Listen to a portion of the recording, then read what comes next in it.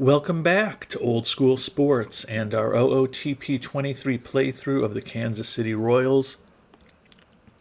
We are 2 months into the 2031 regular season, and everything is coming up Millhouse for the Royals. 45-16 record, up by 12 games already on the Tigers here in the American League Central. Have the best hitting team in the American League and pretty close to the best pitching team in the American League also. So everything has been working out perfectly so far. Certainly don't expect that we're going to keep playing at this pace going forward. But even with almost 4 months left to go in the regular season, a first round bye, anything less than that, is completely unacceptable at this point. We have had a fair amount of injuries to date, but nothing too significant in long term. And things have kind of started turning more favorable recently. Jordan Grosjean's just about to come off the IL. Starting catcher MJ Melendez only out for another week. Bryce Hubbard and Will Bryan with a little bit longer injuries, particularly Will Bryan, who's been out since early last year at this point with a fractured elbow. But even he could be back soon. So obviously no certainty with what's going to happen over these last 4 months of the season, but the big goal for Kansas City at this point is just going to be to ensure that we continue to win the AL Central, have one of the 2 best records in the AL, so we will have a first round bye, and most importantly, keep people healthy for the playoffs. So we will probably be pretty conservative going forward with how we handle the roster decisions. And as we get this episode started, just wanted to say thank you to everyone who watches these videos, likes these videos, comments on these videos, and subscribes to the channel. I really appreciate all the interaction. This episode is kind of a rare situation. Sometimes after I've posted an episode, I already have a couple others that I've already kind of done, and I can't necessarily respond immediately to some of the comments and feedback that I get. But in this situation, I posted the last episode yesterday on Wednesday. Today is Thursday evening, so I've seen some comments, and I can actually kind of respond in real time to some of the suggestions and ideas out there. I'm still considering signing MJ Melendez to an extension. We look at Angelo Bolden and what he's done over the last several weeks, getting a bit more playing time while Melendez has been out, and he's hit fine, hitting .257, 3 homers and 101 at-bats, 90 OPS plus, 83 WRC minus, or WRC plus. So although he profiles as someone who could be a average-ish major league hitter, not quite at that level yet, but this is also his first extended action at the major league level. Still view him as a solid defensive catcher who can at least be a average-ish type hitter. So I think he definitely has potential to be a big contributor down the line. That said, I'm still kind of thinking about signing MJ Melendez to an extension. I don't want to do it for a ton of money, but let's see what he's looking for. Yeah, he's still looking for the $12.2 million a year that he was asking for the last time we kind of had any discussions with him a few weeks ago, game time. So if we could bring him back probably at $10 million a year or less and have some team options involved, I think I would consider that. It's possible his request may go up or down over the course of the season, so we'll keep checking in on him. Honestly, similar to Bolden, he kind of profiles as an average-ish offensive player, although, to be fair, over the course of his career, he's been above average with a 110 OPS plus, 109 WRC plus, and somewhat better defensive catcher than Bolden, largely driven by his arm. So Melendez is still somebody that we're thinking about extending. Agree with some feedback that we should maybe look to move on from Sal Frelick, who now is wrecked physically. Totally agree with that. We've got him for $9 million each of the next 2 years that we're guaranteed to have to pay him, and then we've got team options for 2 years after that at $11 million. Given that we are playing for this season, he is still a productive offensive player, 108 OPS plus this year. But you look at the course of his career and what he's done for us. He's put up a 116 OPS plus, 117 WRC plus over the course of his career. He's led the league in steals twice with us. He's won a batting title for us. He's a solid offensive player. So although there's a chance we'll move on from Frelick after this season, given that we are playing to try to win it all right now, I think he is still a player that we'd like to keep around. Thinking about some other feedback, you can see that we do already have Sal Frelick, who's wrecked, set up to bench him when his rest status is below 95%. Got some good feedback that we should think about doing this with some of the other players on the team. Nikki Lopez is one in particular that I think about that I would like to be a little more careful with. Not that he is a key offensive player for us with this profile anymore, but still a very important player as our best defensive shortstop and starting shortstop, and not somebody that we want to have suffer a long-term injury, and he has already been banged up this year with a sprained ankle that cost him about 2 weeks already. So I think I am going to go to the strategy and change the bench when fatigue percentage for Lopez down to a 95 also. Again, some of these players who are a little older and a little fragile, I think it makes sense. So thanks, Leanne, for that suggestion in the comments earlier today. Totally agree with your thinking on that front. Those are kind of the two oldest players on the team that I'm most worried about. I guess Junior Marin is another player who's also fragile. Could be a little bit more conservative with him. Now, between Marin, Frelick, and Jasmine Diaz, we do kind of have three starting quality corner outfielders to man those two spots. So that would tell us that maybe we can be a little more aggressive with those guys. But at the same token, I don't really want to risk it. So given that he's already fragile, give him a little bit more of a rope and wait till he's down to a 93% since he is younger. And then Jasmine Diaz, we could consider the same thing also. I think we'll set him up. So bench when fatigue percentage also 93 with him.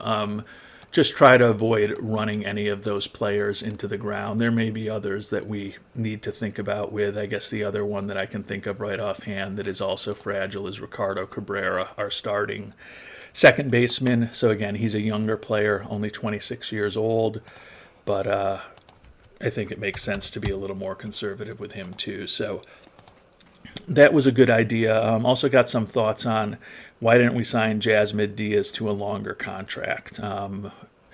We did look at him early in the offseason and decided to wait on him till his price came down. And fortunately, his price did come down, and we signed him actually after spring training was already finished. So he was only looking for a 1-year deal then, and we decided we just didn't really think about offering him a longer contract than that. But he does profile as a above average hitter, hopefully. Certainly has been well above average for us so far, the 166 OPS plus. I don't think he's going to continue to hit at that rate. And certainly if you look over the course of his career, 110 OPS plus, 111 WRC plus, an above average offensive player, but not a superstar player. Don't love the fact that he's not a great leader and a little greedy, but going to at least check in and see what he's looking for in terms of an extension. Yeah, $17.2 million a year for 9 years. That's not something I'm interested in giving him right now. If his number comes down over the course of the year for an extension and he keeps playing well, I think that's something to definitely think about. Because certainly if we did sign Diaz for the long term, that would make it a little easier to potentially move on from Frelick this offseason. Junior Marin is having a brilliant year for us so far. OPS plus over 1,000, or OPS over 1,000, OPS plus of 172, 17 homers and 206 at-bats. This is a player who came up through our farm system after being an international free agent signing. And see, he had his best year as a rookie when he hit 277 with 30 homers, 92 ribbies. Has been not quite as good the last two seasons, but is really exploded this year. He's looking for a 1-year deal, $8 million. So his arbitration number, I'm assuming, is a little lower than that. 7.15 million, as you can see. Obviously, with the season he's having, there's potential for that arbitration number to go up, but just based on his profile and what he's already done so far over the course of his career, I don't think he's necessarily someone we want to make a long-term commitment to, at least not yet. So not going to really look to do anything on that front in terms of extensions at this relatively early point in the season. Looking at the rest of the roster, Aaron Nola reached out not too long ago for us about an extension, but was looking for pretty crazy money, given that he is now officially wrecked injury proneness after the 3 injuries he's already had this season. And they've been, relatively minor injuries, with back tightness for a week and a finger blister that kept him out for a day and then kept him out for a couple weeks. His injury status moves from fragile to wrecked. He's going to be 38 years old in 3 days, so certainly not looking to make an extension offer to him at this point. Josh Hader, our closer, and we have his former team, St. Louis, paying a good chunk of his salary after we traded for him. He was looking for an extension from us too. A lot of money, though, for a 37-year-old closer, $14 million a year, and a lot of years for a 37-year-old closer with 4 years. So that's not really on the list. And then really the only other player who's potentially going to be a free agent is Ricky Venasco, who was our closer last season, back in the starting rotation this year and pitching really well with a 3.12 ERA, 6-0 record, 138 ERA plus. 96 fit minus indicates that his probably been a little lucky so far, and his stats may turn a little bit in the opposite direction, but he could still be an important pitcher for us next year, especially if we decide to move on from Aaron Nola, which is certainly possible. He's only looking for $13 million a year right now. He's going to be 33 by the time next season starts. But for a solid major league pitcher, that's not out of line. You can see if he even had average control, he would be an incredible pitcher, because he has very good stuff, excellent movement. He's an extreme ground ball pitcher who throws close to 100 miles an hour. He's got an excellent fastball and curveball, above average slider and changeup, acceptable stamina. The issue is just that control, and he ends up walking a lot of batters. But you can see over the course of his major league career, he's still put up a 113 ERA plus and a 91 fit minus. So he is someone that we need to think about whether we want to kind of make him an extension offer now to avoid him hitting potential free agency, or if he pitches well the rest of the year, having his price go up.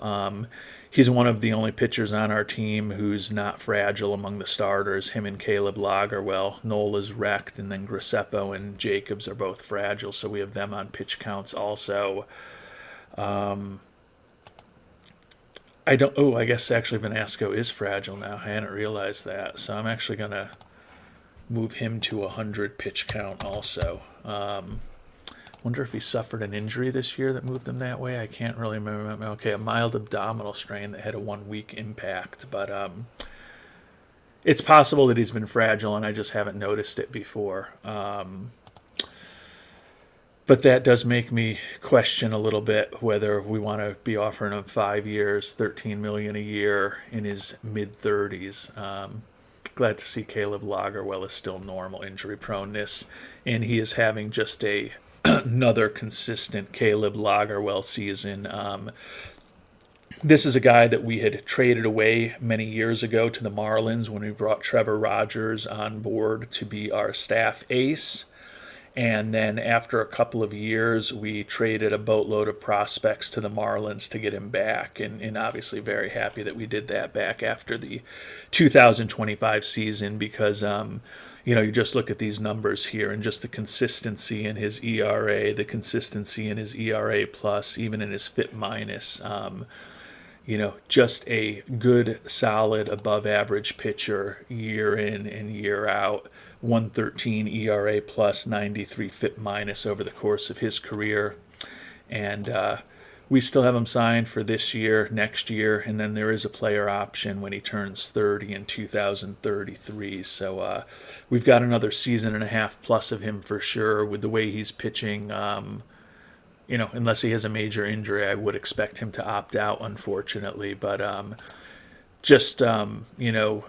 not a number one starter by any stretch of the imagination, but above average in everything. Above average stuff, above average movement, a little above average in control, and then 3 really good pitches, a very good fastball, a better than very good changeup, and an excellent slider. So he is really piecing together a nice solid career for us and someone who's really critical in our rotation. But anyways, I was really talking about the potential extension for Ricky Venasco. I don't want to be paying him $13 million a year for 5 years, especially given that he is fragile. But I'll see if I can come up with something here that might be a deal that works for both of us.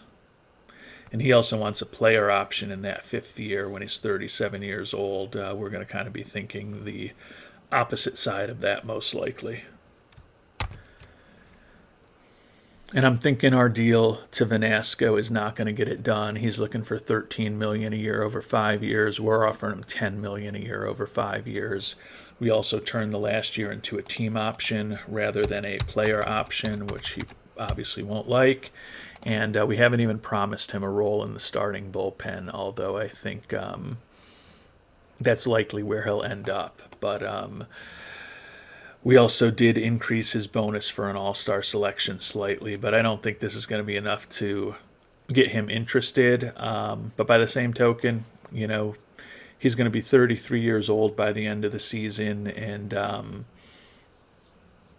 he's an above-average pitcher, but, kind of similar to Caleb Lagerwell. He's a guy you feel a lot better about your team if he's your number 3 starter than your number 1 starter. So $10 million a year is probably a little light, but we're going to try to be responsible with our budget.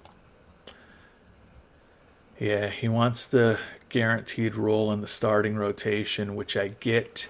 He came down a little bit to $12.8 million, only looking for 4 years now with the player option. We'll come back to him once with a little more money and the guarantee of the starting rotation. If he doesn't bite on that, we'll probably move on for the time being. So we're fine cutting it down to 4 years, but he was looking for $12.8 million a year over 4 years. You can see we've got this structured to average $11 million a year over 4 years, but we've got I don't want to say the big balloon at the end, but the contract does go up to $14 million in the 4th season, and we're putting it as a team option. So this contract should be more attractive to him than the last one that we offered him, but probably is not going to be enough to get the job done. Yeah, it's still not. He's come down a little bit to $12.6 million. Still wants that player option in the 4th year. So we'll cut off negotiations and see how things go over the coming weeks and months before potentially re-engaging with Mr. Venasco on an extension. And it looks like MJ Melendez's sprained ankle is not healing as quickly as possible. Again, with the big lead we've got in the division, not the worst thing in the world that it gives us a little more time to see how Mr. Bolden does as our everyday starter at catcher. And Jordan Groshans now ready to come off the IL, and we've got a little bit of a difficult decision to make. Kind of want to send Jackson Chorio down, but he's out of option years, so we could lose him. Really kind of profiles as an average-ish, maybe a bit below average offensive player. Good base runner, a lot of defensive versatility, although he's not particularly adept at any position defensively. But he's been hitting the ball this year. 314 batting average in Omaha after hitting 336 in Omaha last year. And he's hitting 364 in limited playing time at the major league level. So he's certainly is playing in a way that we don't want to have to send him down, and we certainly don't want to potentially lose him. Issue is the only other guy that really makes sense to potentially think about sending down is the young first baseman Juan Palomares, who is a great personality and is also hitting. He's been our starting first baseman against left-handers, and is hitting 298 and almost 100 at-bats this year. We could send him down because he does have 2 option years left, but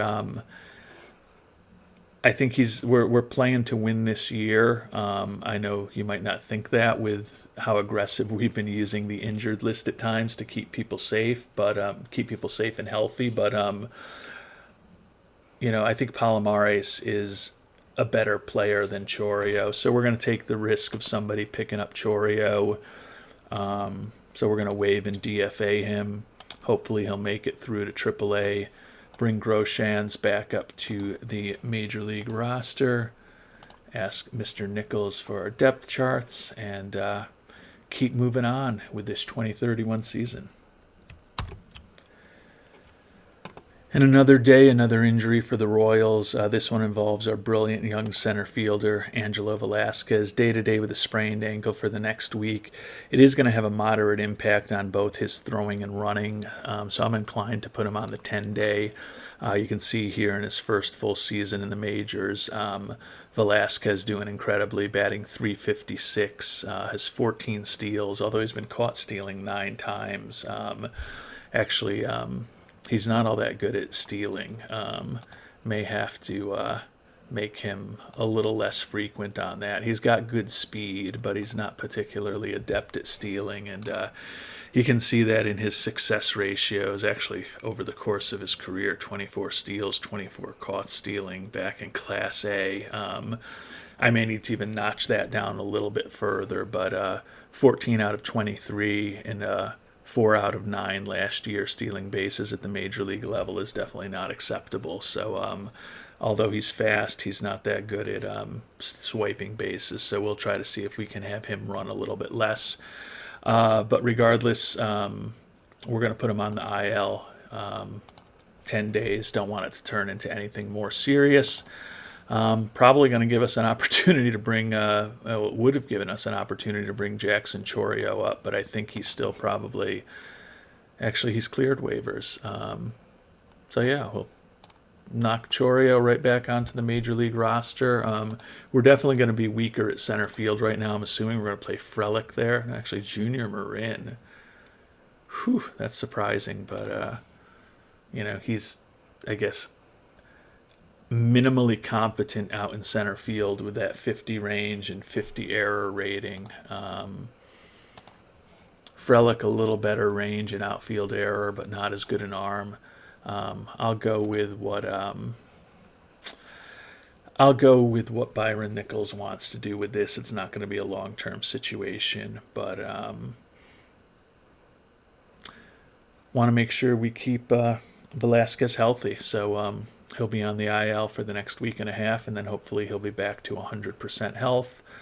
Looking at the rest of the IL, still an unknown return for Melendez, and then getting closer to having Bryce Hubbard and Will Bryan back too, which will be good. And we've simmed ahead about another week or so. The Royals not playing quite as well recently. Can see only 6-4 in our last 10, winning percentage down to .716. Still up 14.5 on the Tigers in the division though. So no real fears right now about this season going sideways on us. MJ Melendez is back and healthy, so that is a positive thing.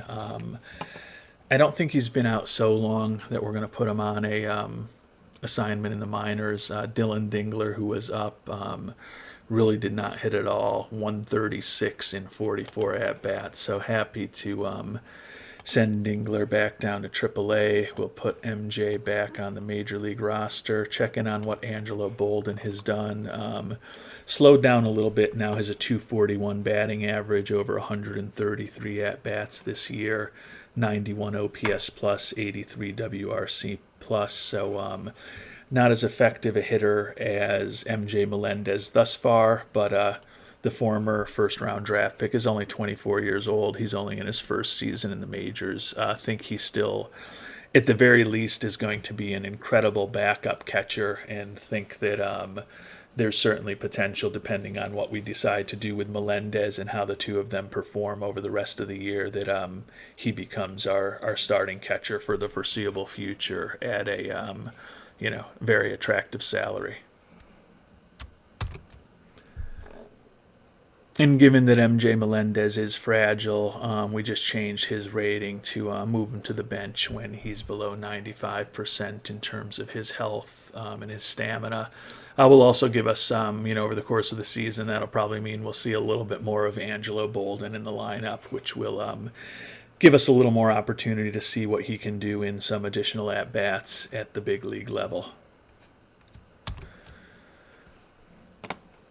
And some good news, Angelo Vasquez back and healthy. That'll mean that we're going to be sending, waiving and DFAing Mr. Chorio again. So hopefully he'll make it through waivers, but good to have Vasquez back in the starting lineup and playing some excellent defensive center field for us.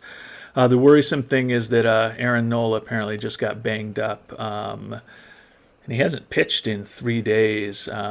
Waiting to hear an injury diagnosis on him, but the fact that he was pulled from his start after only 28 pitches, he's wrecked physically. He's now 38 years old, and it's taken us at this point 3 days to figure out what his injury is.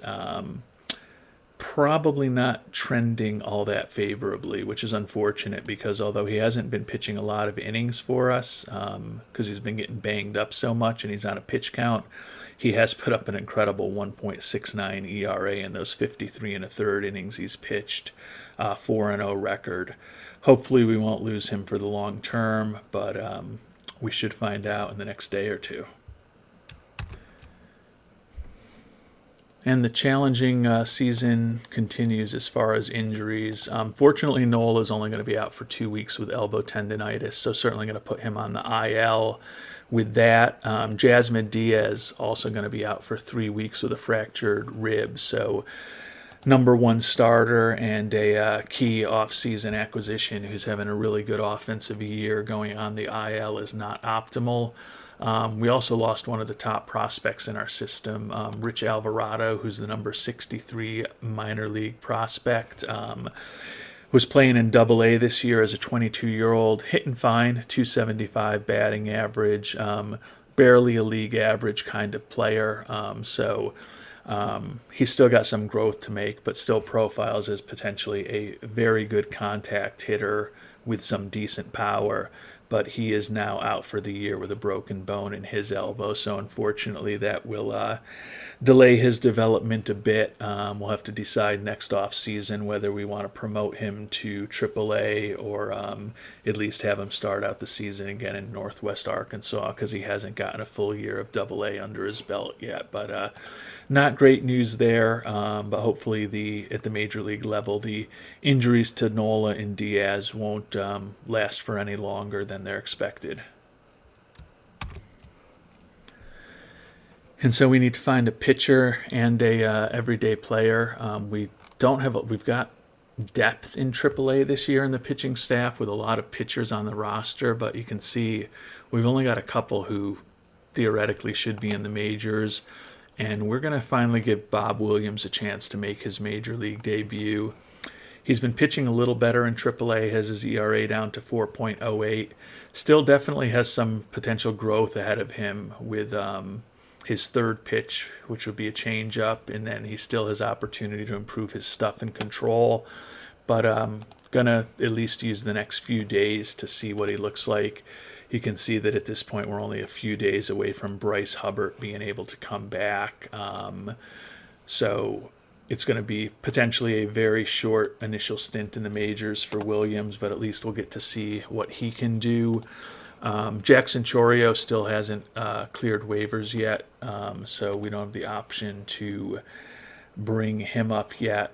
So I think that will allow us to bring our buddy Nazir Muley, who we've been training a little bit down there to get proficient in well, I don't want to say proficient, but to get acceptable to potentially play at third base down in AAA. We're obviously not going to force start him at third base at the major league level over Bobby Witt Jr., but we'll put Muley onto the major league lineup also. Obviously going to have to revamp the rotation with the loss of Nola, Zach Jacobs back into the rotation, actually with Tyler Bosma, so those two guys at the bottom of the rotation. And then looking at our lineups, Muley coming off the bench with Groshans right now, so Fabrizio Valera likely to get a little more playing time over the next couple of weeks, given the injuries. So it'll be good to see what those guys can do in the coming days, and can see the winning percentage down to .688, so still an excellent season for the Royals, but definitely not playing as well here in June as we were in the first couple months of the season. And Bryce Hubbard now healthy. He's been banged up for over a month. I may actually give him a couple days down in AAA on a rehab assignment. I don't think he needs to be down there very long. If he pitches one game out of the bullpen, maybe two tops, I think he'll be fine. He's going to be going into a bullpen role. It's not like we need him to be pitching 50 or 70 or 90 pitches a game. Bob Williams did get one game for us so far, and no runs allowed over 2 innings pitched. So willing to maybe give him another game or two at the major league level before we send him back down. I guess there's also an option to send down Hysel Barrow, but he's still been pretty solid with a 3.25 ERA and 40 strikeouts and 36 innings pitched. So one of those two guys will likely be headed down once Hubbard's ready, but we'll wait a few more days before we have to make that decision, see if we can get a few pitches under Hubbard's belt in Omaha. And we've now made it to the midway point of the season, 55-27. Obviously, one game more than the midpoint by math, but in terms of our owner, this is when he's given us our midseason review of the goals. Very excited by our record. He was just hoping we would have a winning season. Obviously, our goals were somewhat higher. He kind of wanted us to upgrade at second base from Ricardo Cabrera. But apparently Ricardo Cabrera is playing so well this year. And he's really only hitting .261, so he's not having an incredible season. But it seems like he's reasonably content with the way that Cabrera is playing at second base. Happy that we're been profitable. So all in all, it's a good start to the season as expected. Going to have a lot of decisions to make on our coaches this coming off season. You can see at the major league level, manager, bench coach, pitching coach, hitting coach, first base coach, and third base coach are all up for new contracts. So we may spend some time thinking about that stuff in the coming days. Hopefully get some of those players signed for the coaches signed for the longer term. And then we've got a fair number of decisions to have to make down in the minors also with our coaching staff. Top 100 prospects updated. The international free agent find that our scout made last year, Maxime De La Cruz, still viewed as the number one prospect in baseball, so that's good to see. Looking more broadly at the top minor league systems report, Kansas City down to 4th from 2nd at the beginning of the year, so still a pretty solid minor league system, although as we already talked about, the 4th best prospect on our team, Rich Alvarado, out for the year. But Maxime De La Cruz, number 1. Bobby Cintrone, who's actually also out, international free agent signing from 2 seasons ago. season was just getting started at rookie ball, and he was hitting really well with a 364 average before he got hurt. And it looks like, this was his first kind of official action. So hopefully we'll see him again soon. Victor Gomez, number 44 prospect in baseball, our international free agent signing last year. Obviously looks like he could potentially develop into an incredible bat, but he's still at the international complex, only 17 years old. You know, he's got a profile that's decent enough that I think he could probably hold his own in rookie ball. But he's only going to be 18 years old at the start of next season. I think we'll keep him at the complex for the time being. And then Vinny Tomei, who was a 6th-round draft pick a few seasons ago, still developing, not hitting all that well in high A ball this year, just a 220 average. You can see he doesn't really have a position to play defensively. He's got no speed. He can't run the bases. He can't bunt. But if everything comes together, he can eventually be a very good offensive player, but he's still got some work to do there, but he's viewed as the number 80 prospect in baseball at this point. And I think if finances allow, I'm going to be inclined to bring back most of these guys whose contracts are expiring this year. My contract also expiring at the end of the season. Don't really have any fear of getting an extension. Think that should be coming, and hopefully I'll get a nice raise. But, you know, you look at what the team's accomplished over the past several years. You look at what Byron Nichols has done as a manager. And, you know, since we finally promoted him to manager in 2026, he's been in the playoffs 4 out of 5 seasons, and it will be a 5th out of 6 season this year, barring a disaster. He's won 3 Manager of the Year awards, and obviously we won that World Series back in 2027. So he has an outstanding reputation, but he's willing to kind of let us handle all of the hiring, which we like. Excellent development, excellent mechanics, good with aging.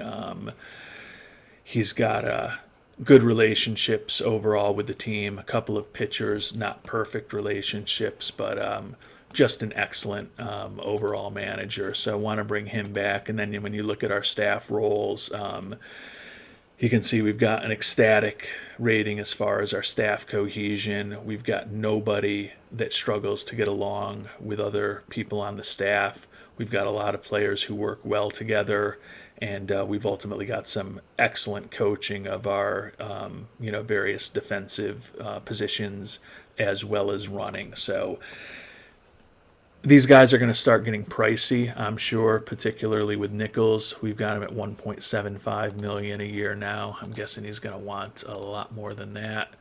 Not horribly more, $2.15 million. So let's see if we can lock him up for the next 5 years at $2 million a year.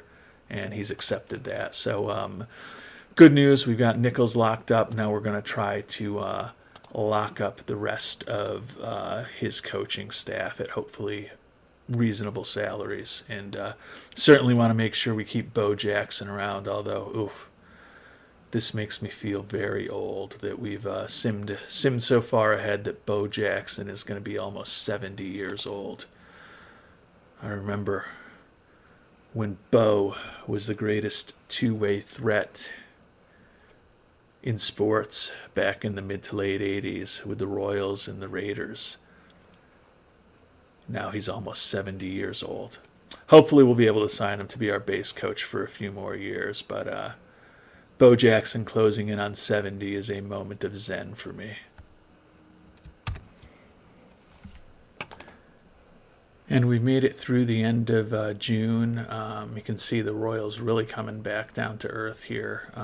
57-31 record. So we are up by 10.5 games still in the AL Central, so still playing well overall. But 3-7 record in our last 10, lost 3 in a row.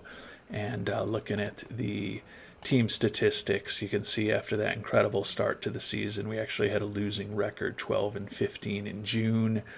We are still first in the American League in runs scored, and you can see we are first in virtually every batting category except for home runs and walks. And pitching staff still pretty good too. We're third in runs allowed, first in ERA, second in starter and bullpen ERA. Still having a real good season, but clearly I think what we really are as a team is somewhere between the brilliant April and May that we had and the below average June we had. So, we're more than halfway through the season at this point, and that 57-31 record is now up, only up 5 games on the Yankees for the best record in the American League, and we're actually only up a game and a half on the Cardinals. Actually, the Cardinals aren't even. Yeah, the Giants actually have a better record than us now. So don't have the best record in baseball anymore, but still a massive lead in the AL Central, and hopefully a pretty clear path to holding off the Yankees and the Mariners for the best record in the American League, because the main goal is just to avoid the wild card series by having one of the 2 best records in the AL, but clearly would love it if we had the best record in the league, which would give us home field advantage for all of the AL playoffs. That would be optimal. And clearly the best case scenario would be to end up with a better record than anyone in the National League too, and have home field advantage even if we get to the World Series. But we're not going to get greedy, at least not yet. And now that it's July 1st, there is a really impressive crop of international amateurs available. Not much in the way of pitchers, but some batters that look like they could be excellent. Center fielder Eddie Serta, profiles as a great offensive player if he's able to fully develop, and he's got a good work ethic, good adaptability, low greed, really good speed, although he's not all that great a base runner. Good bunter. Definitely profiles as a above average defensive center fielder, and would certainly be an excellent right fielder, left fielder. So he is, and he's actually, like you look at these numbers here, he could certainly play third base at the major league level. You could play him at first if you wanted to. He's 6 feet tall, but really good defensive outfielder. Could play third base. Could play second base if you had to. So a very versatile player who looks like he could be a big-time hitter.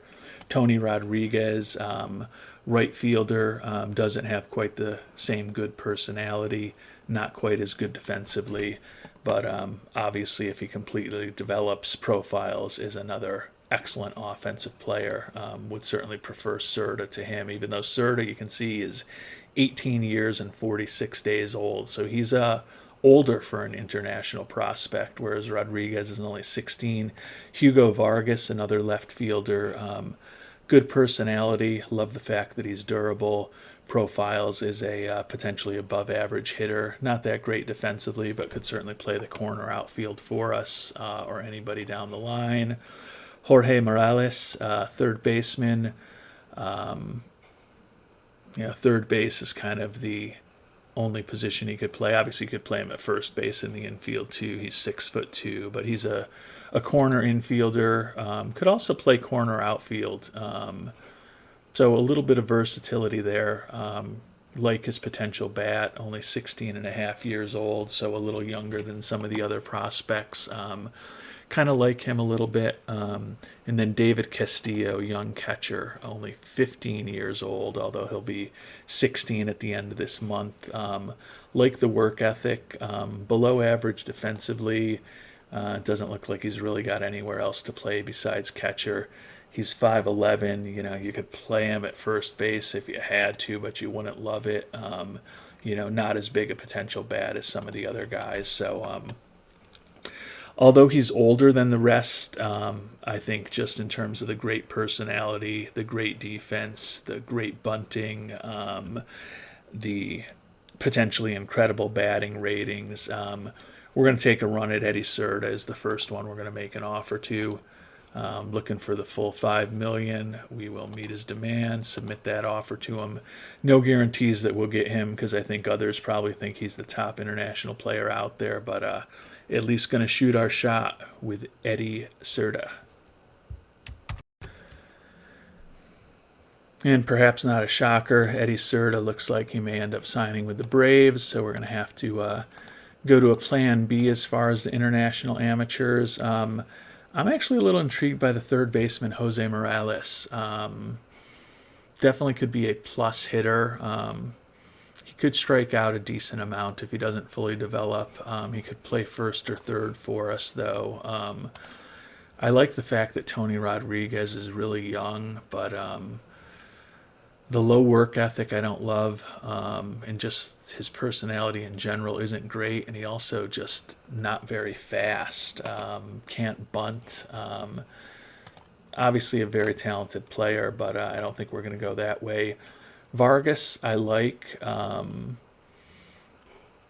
I think a guy who can hit, who can potentially play third base, and Morales is a little more valuable than a corner outfielder, although not great speed and bunting ability from Morales.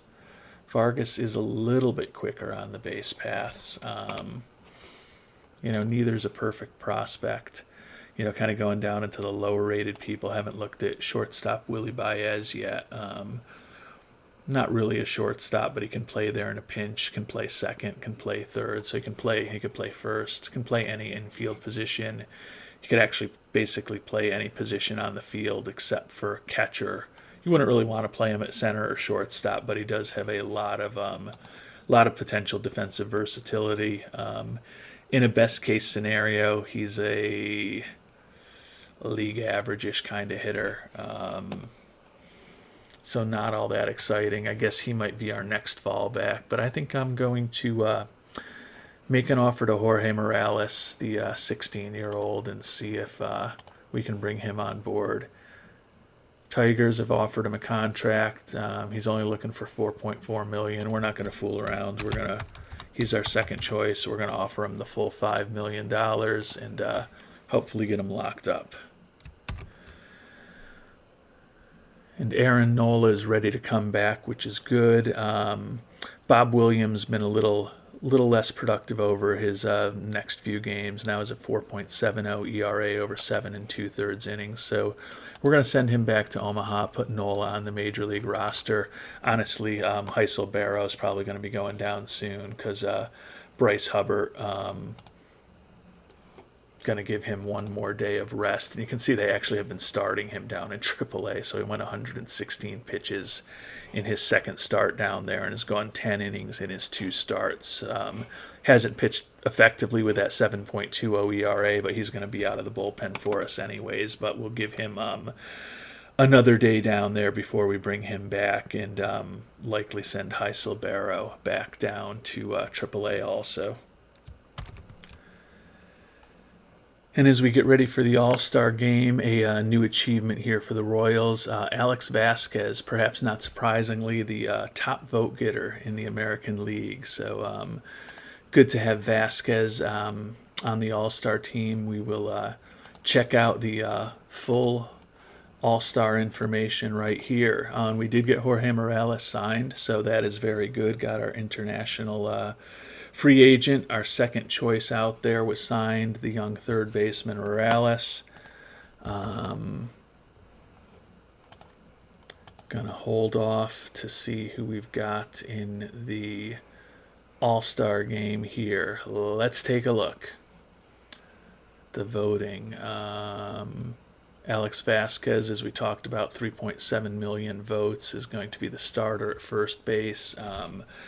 His profile is just pristine at this point. The only knock you have against him is that he doesn't really play all that well defensively, and he's not all that fast, and he can't bunt. But when you can hit with 80 contact and 80 gap power, 70 to 75 home run power, and 65 eye and discipline, 65 avoiding Ks, that adds up to the start of the season. He had last year was a 159 OPS plus in his Rookie of the Year, Silver Slugger, and All-Star season, and he's already an All-Star again this year for the second time, having an even better year.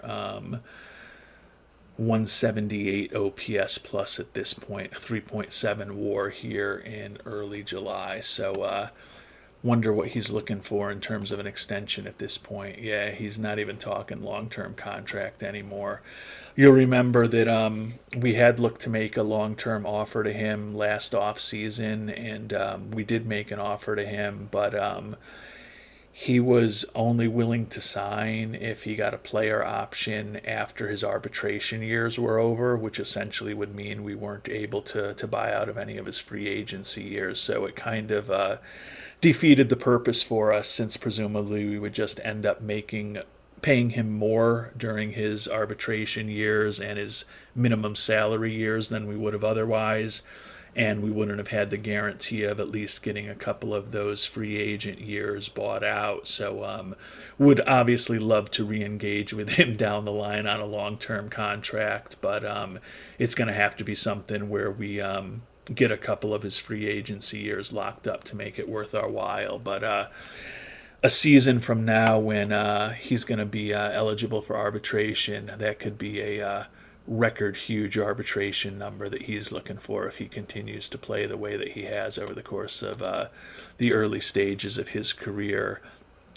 Bobby Witt Jr. was third in the voting at third base. Jasmine Diaz was third in the voting at right field. Junior Marin second in the voting for DH. Nola was fourth in the voting for starting pitchers. And Josh Hader, our closer, was fifth in the voting for a reliever. So have to see who actually made the All-Star team among those players. I would think with a 60-33 record, although we have slowed down a bit, there will still be a good number of All-Stars from these Kansas City Royals. And among the pitching staff, I'd say it's a little bit of an upset. Only two pitchers. Aaron Nola, who's back from that injury, 5-0 record with a 1.67 ERA and 59 and a third innings pitched. And then Will Goebel, the reliever, who lefty specialist, has pitched 71 innings with a 3.04 ERA, 84 strikeouts. So a lot of volume for the 29-year-old lefty, and he is back on the All-Star team for the first time since 2027. So a second All-Star appearance for Goebel, but only two pitchers in the All-Star game for the Royals. Getting into the everyday players, obviously we've already talked about Alex Vasquez. Bobby Witt Jr. Did get named to his sixth All-Star team, so that's good to see, given that we've got him locked up at a fairer contract now that he's past his free agency years. Hitting .292 this year, 135 OPS plus, a 3.6 WAR so far, 11 homers, 27 stolen bases. Another good, solid Bobby Witt Jr. season. And then our young center fielder, Angelo Velasquez, the fifth and final All-Star for the Royals. So I guess there's a chance. I don't know what else is going on with the other rookies in baseball, but obviously Alex Vasquez was Rookie of the Year last year. You would think with Angelo Velasquez being named to an All-Star team, he should be in the mix for Rookie of the Year this year, hitting .339, only 2 home runs. He's running a ton, even though we kind of cut that strategy back a bit as far as his stealing bases. I think he has been a little more efficient, but I don't know that we want a guy with that, barely, not even 2 out of 3 success rate running all that frequently. But that's really the only ding on him. He's got 22 doubles, 48 runs scored, 126 OPS plus, 815 OPS. And you can see he's a very good defensive outfielder. And looking at his fielding stats, his efficiency above average. Has made 2 errors out there, but been part of 3 double plays, 7 outfield assists. So pretty solid defensive year and pretty solid offensive year from the young center field, Angelo Vasquez. So 5 All-Stars for the Royals here in 2021. And with the international amateur free agents now signed for us, and the fact that we have the all-star rosters kind of settled, I think we're going to call it an episode. In our next episode, we'll obviously be getting into the 2031 draft, and we're also going to be spending a lot of time thinking about what these Royals need to do potentially in the trade market to improve themselves. You know, we're playing for everything this year. You can see fan interest has dipped a bit. Now that we are at the midway point, I actually am going to go around and increase that ticket price. I talked about the fact I allow myself to increase them once a year. So we're going to pop it up another couple bucks to $32, hopefully generate a little bit extra revenue with that. Looking at where we are in the standings right now, still have a 10-game lead in the AL Central, but not playing great. Lost 2 in a row, 4 and 6 over our last 10. And we are now only up 3.5 games on the Yankees, and actually it's the same 3.5 games on the Mariners, although they have different records for the best record in the American League. So obviously our goal is to get the best record in the AL, but what we absolutely want to do is have one of the top 2 records, so we will at least have that first round bye. So we will see how we do in terms of progressing towards that goal in our next episode. Obviously not shocked that things have slowed down a bit from the torrid pace of April and May here in June and early July, but hopefully with Nola back in the starting lineup and the fact that a couple other players, notably Will Bryan, who has been out since July 6th, 2030. He's missed over a year at this point. Will be interesting to see what he looks like coming off of that fractured elbow. You can see that his ratings have definitely deteriorated. He's only a 1.5-star player now. We don't have a good sense of him in terms of scouting accuracy, and obviously after having been out that long, we're going to send him to Omaha tomorrow for a rehab assignment. But this is a player who had been really effective for us. You can see his last 2 seasons with us. It took him a long time to get up to the majors. Didn't make his debut until he was 29, but put up a 1.72 ERA plus and a 2.13 ERA plus with very good FIP minuses in his last 2 seasons at the major league level. 168 strikeouts and 168 and a third innings. Unfortunately, his stuff is not what it was, his movement is not what it was, and it looks like he may have lost a lot of control. But again, that was a evaluation by Travis Lee last January in the middle of his rehab from this serious injury. So hopefully he'll be a little better than he looks on paper right now when we give him some action in Omaha in the coming days, and hopefully he'll still be able to be a contributing member of the major league team going forward, because we could certainly always use another arm. Jasmine Diaz only 3 days away from coming back also, so it's possible that a week from now we will be completely healthy at the major league level, which means that we can hopefully make some deals if we decide there's a position we want to improve from a position of strength, if there's no one on the injured list. The issue right now is that we don't have a ton of money to take on salary, but we can always add in an extra player or two to get the team that's sending us somebody to retain a bigger portion of what they're earning. So if there's somebody available and we want him and we can put a deal together for him, we will make sure to get it done, because these Royals are trying to play for it all this year, as we tend to try to do. Don't like to go into a rebuilding mode, and fortunately we haven't had to yet with the Royals, and want to keep trying to win it all this year. So we will check in on our progress towards that goal in our next episode. Until then, thank you so much for watching, and hope you have a great day.